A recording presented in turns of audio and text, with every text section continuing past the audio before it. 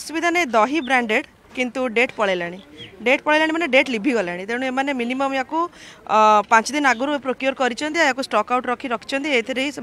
जो पापड़ी चाट करके लोक मानक देदेवे बोली बसते तेणु आम से सब आज सीज करके डिस्ट्रॉय कर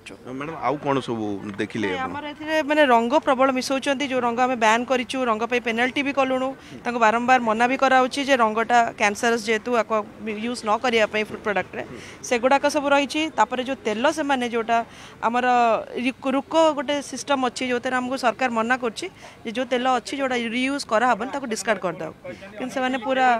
मोबिल तेल भाया हो गलानी अवस्था तेणु से तेल गुड़ाक भी आम सब डिस्कार्ड पनीर टेस्टिंग भी होची plus mobile food testing laboratory जेहेतु अच्छी